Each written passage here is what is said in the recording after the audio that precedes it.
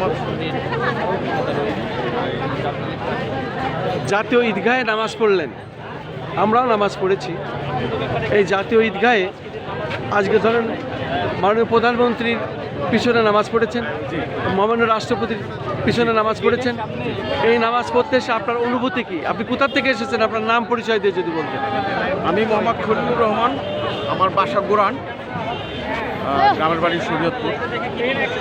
তো আসলে এত বড় মজলিসে নামাজ পড়ে, যেটা জাতীয় ঈদগাহ, এখানে আসলে এত লোক হয়, এটা আমারও অন্যরকম অনুভূতি কাজ করে। মানে এইতে 30 দিন রোজা রাখছি, তারাবি নামাজ পড়ছি, আর আজকে এখানে অনেক লোকজনের ভিড়ে এসে নামাজ পড়তে পারছি। বিশেষ করে আমরা দেশ পরিচালনায় দীর্ঘদিন কিন্তু এরশাদ সাহেব দেশ পরিচালনা করছে, তারপরে জাতীয় ঈদগায় কেউ দেশের প্রধানের সাথে নামাজ পড়তে পারছে কিনা জানি না, কারণ আমাদের দেশটা লেডি প্রধানমন্ত্রীরাই চালাইছেন। কারণ লেডিরা যদি চালায় তাহলে অবশ্যই ওনাদের সাথে আমরা একাত্রিতভাবে নামাজ পড়তে পারি না। হ্যাঁ, তো ওনারাও যদিও পড়ে থাকে জানি না, কারণ মহিলাদের তো আলাদা আলাদা আছে, ওখানে পড়ছে। আজকে আমার অনেক ভালো লাগছে যে জনাব তারেক রহমানের সাথে নামাজ পড়তে পারছি, রাষ্ট্রপতির সাথে নামাজ পড়তে পারছি। আর বিশেষ করে এটাই বলবো, আমি মুসলিম কান্ট্রিতে এরকমই হওয়া উচিত। কোনো লেডি প্রধানমন্ত্রী আসুক, এটা ব্যক্তিগতভাবে আমি এটা চাই না, কারণ আমার কাছে এটা ভালো লাগে না।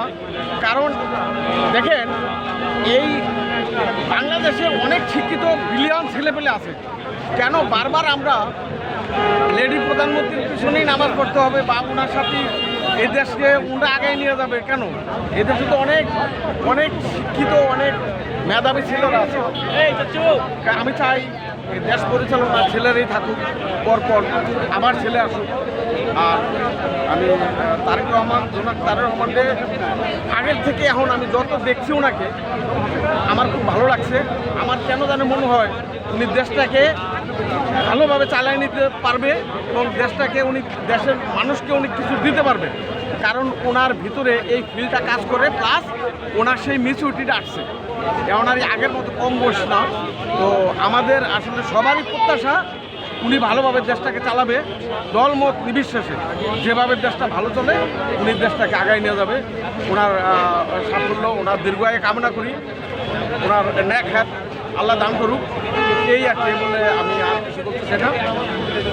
এই দেশবাসীকে ঈদুল ফিতরের শুভেচ্ছা জানাচ্ছি। আমরা জাতীয় ঈদগাহে নামাজ পড়ি, সকালে বিভিন্ন ধর্মপ্রাণ মুসলমান তাদের সাক্ষাৎ গ্রহণ করেছে। ঠিক তেমনই একজন ব্যক্তি, উনি এখানে মহামান্য রাষ্ট্রপতি ও মাননীয় প্রধানমন্ত্রীর কাছে আমরা একই সঙ্গে নামাজ পড়েছি। আজকে তার অনুভূতি ব্যক্ত করলেন। শুধু তাই নয়, আমরাও এখানে আনন্দিত এবং খুশি। সেই সাথে আমরা আজকে এই ঈদের নামাজ শেষ করে ঈদের ফিতরের দিন আমরা বিশ্ব নেতাদের প্রতি আহ্বান জানাবো, বিশ্বের ইরানে এই যুদ্ধ বন্ধ করুন এবং বিশ্ব শান্তি চাই। আমরা যুদ্ধ চাই না, আমরা শান্তি চাই। ঈদ মোবারক, ঈদ মোবারক, ঈদ মোবারক।